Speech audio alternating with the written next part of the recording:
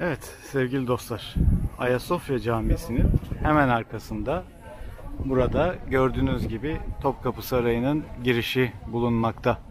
Topkapı Sarayı bildiğiniz gibi Osmanlı'nın İstanbul'u fethinden sonra yapılmış olan bir saray ve bu saray tek bir seferde yapılmadı. Yani yaklaşık 380 yıl boyunca kullanıldı ve bu 380 yıl kullanım esnasında da sürekli padişahlar buraya bir şeyler eklediler. Ta ki Dolmabahçe Sarayı yapılıp da insanlar oraya taşınmaya başlayana kadar.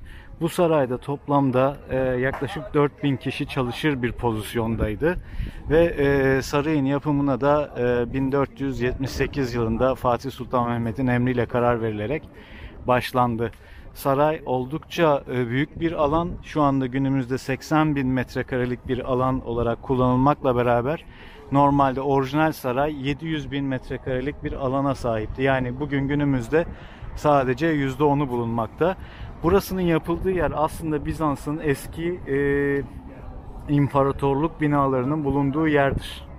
Şimdi hep beraber gezmeye başlayacağız. Evet sevgili dostlar, Topkapı Sarayı'nın ilk yapımı esnasında yapılmış olan bu surlar ve Bab-ı Hümayun kapısından birinci avluya giriş yapılır. Burada birinci avludan bahsederken buranın aynı zamanda alay avlusu olduğunu da söyleyelim. Yani zaman zaman askerlerin toplandığı bölge olarak da burası kullanılır ve şu anda karşımızda görmekte olduğunuz yapı ise birinci avluda bulunan Aya İrini, Hacia İrene. Burada darphane-i amire ve kimyahane bulunur. Yapılar bildiğiniz gibi Topkapı Sarayı'nda parça parça alanlara bölünmüş durumda. Çünkü zira normalde Topkapı Sarayı biraz evvelde bahsettiğimiz gibi tek başına tek bir seferde yapılmış olan bir yer değildir. Oldukça uzun bir süre boyunca her gelen padişahın üzerine eklediği bir takım şeyler vardır. Ve böylece de yaşayan bir saray haline almıştır. Yani gelişmeleri yüzyıllar boyunca içinde barındıran bir saray haline almıştır. Bu arada Topkapı Sarayı'na girişte müze kartı kullanabiliyorsunuz. Ama Aya İrini için ayrıyeten bir ödeme yapmanız gerekiyor. Evet, bu şekilde sizlere Aya İrini'nin etrafını da göstermiş olalım. Topkapı Sarayı'na giderken şuradaki ikinci kapıdan geçmemiz gerekecek. Evet sevgili dostlar, Babüsselam yani selam kapısı.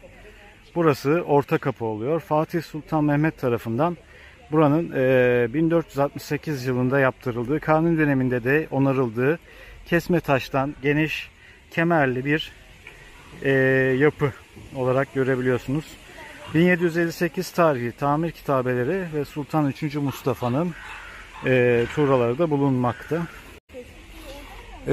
Bu kapının bir özelliği de var. 4. Murat'ın bu kapıdan geçerken buradaki demir bir geçit şeyine kendini çekecek şekilde, atıyla beraber çekecek şekilde bir barfiks çektiği söylenir. Evet, buradan esas geçiş noktasına gelmiş bulunuyoruz. Evet sevgili dostlar, bugün bu devasa yaşlı güzel çınar ağaçlarının konuk olduğu, bizi konuk ettiği daha doğrusu bu alan ikinci avlu diye olarak bilinen kısım. Topkapı Sarayı'nın ikinci avlu, daha doğrusu divan meydanı bu bahsettiğimiz alan olarak anılmakta. Buranın etrafında Saray Hastanesi, Pastane, Yeniçeri Kışlaları, İstanbul'u Amire adlı ahırlar ve harem bulunmaktaydı. Aynı zamanda buranın Roma ve Bizans saray kalıntılarına da sahip olduğu bilinmekte. Ve burada bir sarnıç var. Osmanlı döneminde de kullanılmış olan bu sarnıç ve bu buluntular Aynı zamanda ikinci avluda saray mutfaklarının önünde de sergilenmekte şu anda gördüğünüz gibi. Evet. Saray esnasında ikinci avluda bulunan bir başka yer ise şu hemen biraz sonra karşıda gözükecek olan Adalet Kulesi ve buraya ismini veren Divan-ı Hümayun.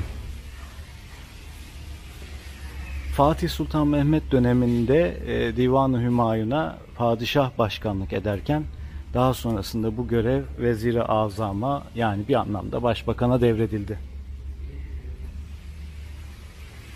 Burası aynı zamanda bir dış hazineye de sahip. Dış hazine denmesinin sebebi bir tane de iç hazinede, Endor'un avlusunda bulunan iç hazinede olduğundan dolayı bu taraftakine dış hazine deniliyor.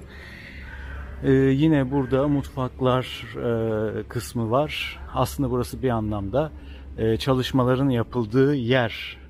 Yani devlet çalışmalarının yapıldığı bir anlamda resmi alan olan bölge. Dolayısıyla bahsettiğimiz kısımların, yani işte mutfaklar, ahırlar, hazine vesaire burada bulunması çok da doğal aslında. Bundan sonrası aslında daha da padişaha özel bir alana doğru gidiyor. Burası devlet işlerinin yapıldığı alan olarak biliniyor. Bugün mutfaklar olarak anılan bölgede artık burada kullanılmış olan porselen ve mutfak malzemelerinin sergilendiğini göreceğiz. Şu karşıdaki Divan-ı Hümayun'a da biraz daha ilerleyen bir vakitte giriş yapacağız. Orayı çıkarken gezeceğiz işin aslında. Evet, Osmanlı döneminde bence en önemli noktalardan bir tanesi olan saray mutfağına giriş yapıyoruz. Bugün saray mutfağı olan kısım aslında şu anda müze olarak kullanılmakta. Gördüğünüz gibi iki duvar arası, yani şurası aslında saray mutfağı olarak geçen kısım. Zaten tepedeki bacalardan da bunu çok rahatlıkla anlayabiliyorsunuz.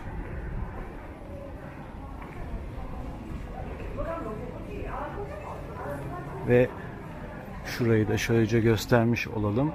Sarayın diğer çalışma kısımları da aslında bu yan duvarların olduğu bölgelerde gördüğünüz gibi.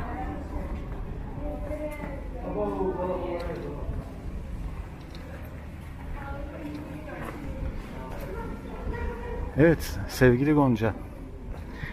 Mutfağa geldik. Mutfağa geldik. İşin mutfağındayız sevgili dostlar. Topkapı Sarayı, evet, Topkapı Sarayı'nın mutfak bölümüne geldik. Buralar gerçekten o Çeşnicibaşıların kim bilir ne hikayeleri vardı. Tabii kimler neler zehirlendi, yaşandı. öldü. Tabii ve dünyada en iyi mutfaklardan biri, yani ürünlerin en iyi seçildiği ve tüketildiği mutfaklardan biri Osmanlı mutfağı ve bu saray mutfağı sevgili dostlar. Hani kuş sütü eksik değil Aynen derler öyle. ya, öyle bir şey. Burası evet saray mutfakları, koğuşları diye geçiyor. Ayrı ayrı tabii burada her şeyin, tatlının, tuzlunun, etlerin pişme yerleri hep ayrı. Zaten içeride giriş mekanlarda çekim yapmak yasak ama oraları gezip gördüğünüzde de o dönemin mutfak bilgileriyle ilgili detaylara ulaşabiliyorsunuz. Evet, şöyle bir giriş yapalım biz de o zaman.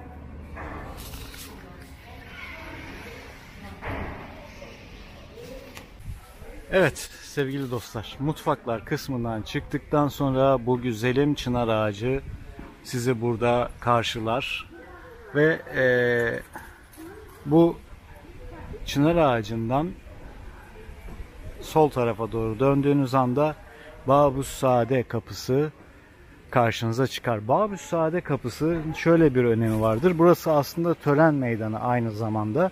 Şu karşıda gördüğünüz yer, gördüğünüz üzere Divan-ı Hümayun kısmı, yani başbakanlık kararlarının çıktığı, padişahın arka tarafta izlediği yer.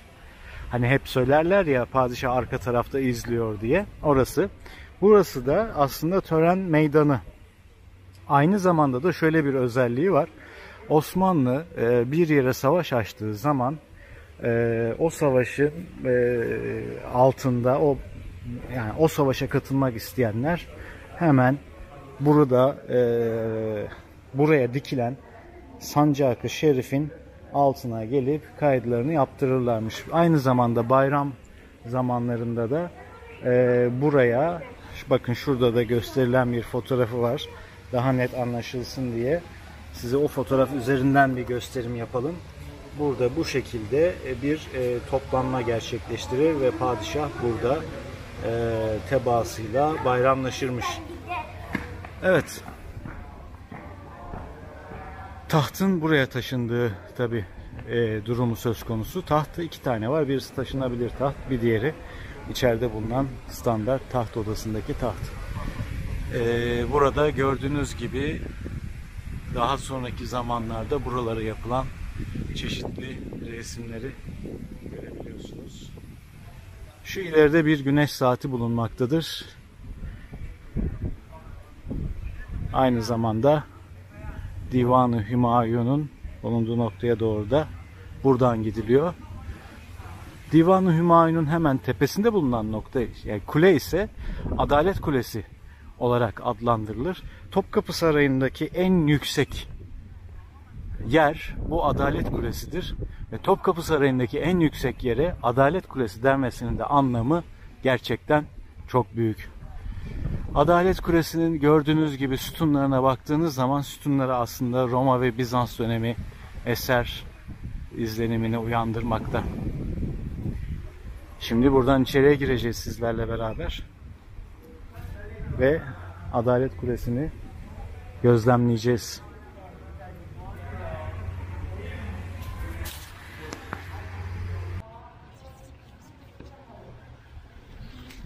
Evet sevgili dostlar, Divan-ı Hümayun'a girdiğiniz zaman, burası bu arada ilk Divan-ı Hümayun kısmı değil. Burası Fatih Sultan Mehmet zamanında aslında bir ahşap bina olarak yapılmış.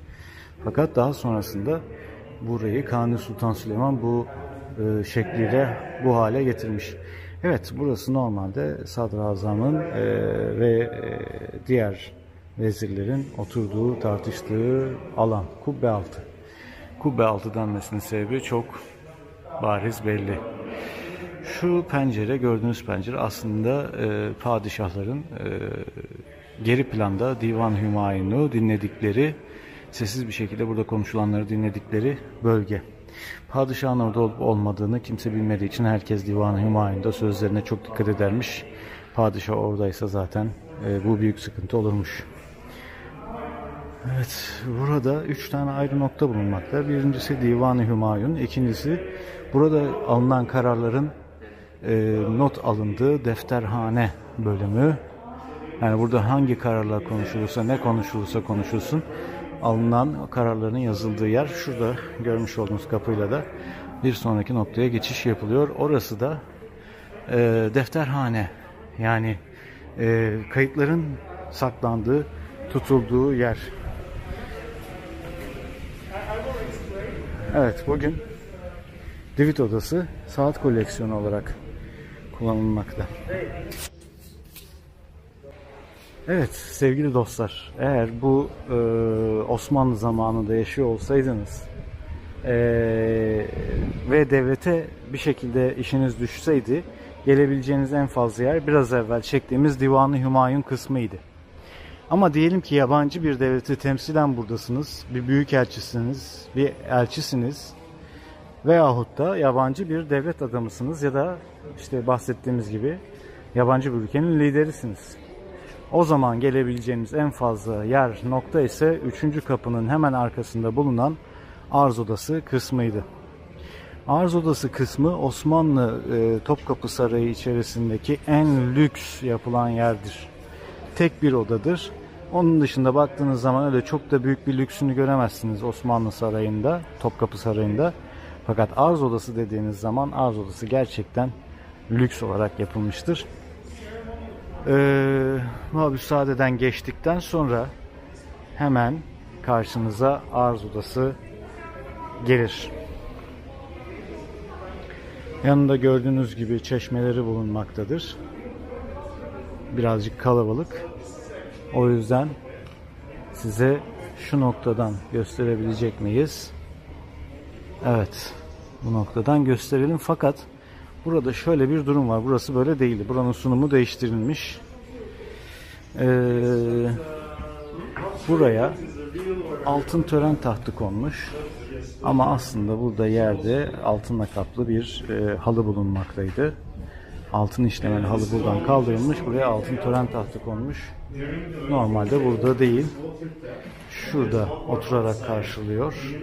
Ve altındaki halı tamamen altından idi. Evet sevgili dostlar, burası 3. avlu. Aynı zamanda Enderun avlusu olarak geçen bölge. Az evvel bahsettiğimiz gibi padişahın görüşmelerini yaptığı bina. Bu bina, hemen arkasında cami var. Cami gene padişahın kullandığı camilerden bir tanesi. Burası nasıl söylenir? İç olan olarak alınan devşirmelerin, ki bunu da 1470'lerde Fatih Sultan Mehmet başlatır aşağı yukarı o dönemlerde. Bunlar dışarıdan, yani gayrimüslim olan kişilerin çocukları alınır. Daha sonra bunlar Türk ailelerin yanında hem Türkçe öğrensinler hem din öğrensinler diye yerleştirilirler. Ve akabinde de devşirme olarak alınırlardı. Bunların bir kısmı iç olan olarak sarayda hizmet gösterirdi.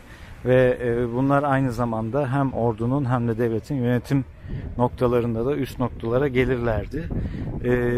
Onların eğitiminin yapıldığı yerde Enderun'du. Burada da işte o Enderun'un bulunduğu bölge, aynı zamanda haremin olduğu kısım bulunmakta. Yani burası bir anlamda artık padişahın ve devletin özel olan kısmı.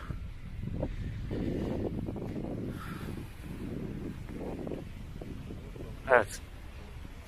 3. avlu içerisinde gene bir takım köşkler bulunuyor. Mesela Fatih'in köşkü de burada bulunmakta.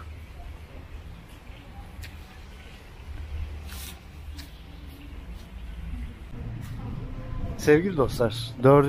avluya geldik. 4. avlu büyük bir ihtimalle birazdan sizin de bize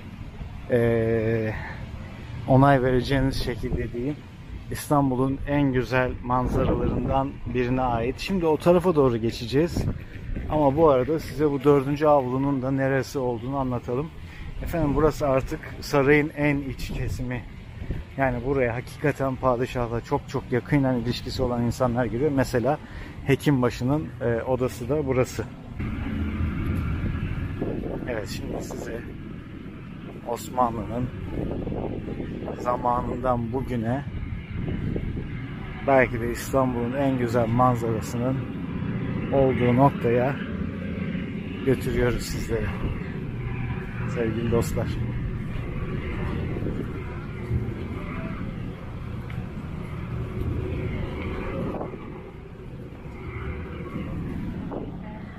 Evet. Karşısı gördüğünüz gibi Asya.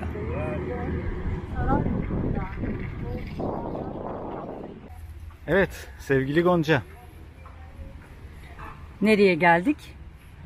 Artık iç avlunun, en iç avlunun olduğu yerde Hekimbaşı odasının hemen yanından geçtik. Ve aslında sevgili dostlar, dediğimiz gibi yani Osmanlı Sarayı'nın en lüks yeri 3. avlunun girişindeki arz odasının olduğu yerde. Bunu da nereden biliyoruz? Bakın şimdi bir köşke gireceğiz. Köşkün içi Osmanlı padişahlarının hiç de çok lüks bir ortam şeklindeki bir yerde yaşamadıklarının aslında ispatı olacak. Sofa Köşkü'ne giriyoruz.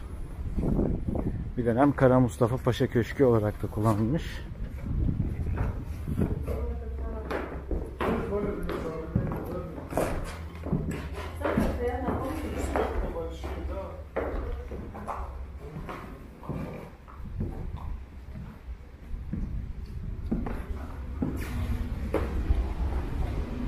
Evet, gördüğünüz gibi oldukça basit bir köşk şeklinde karşımıza çıkıyor.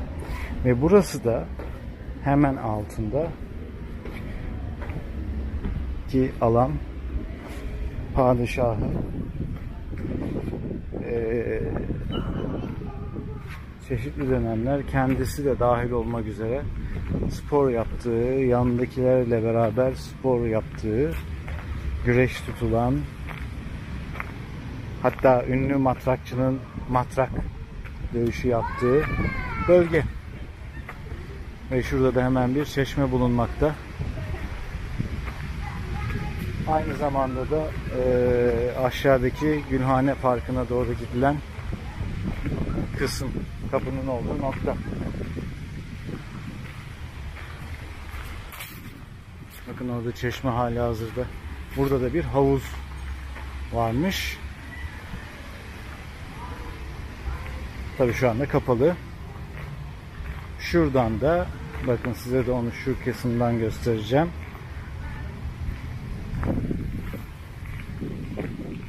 Bahçede yeni bir düzenleme yapmışlar. Burası bu şekilde değildi. Birazcık daha düzenlemişler.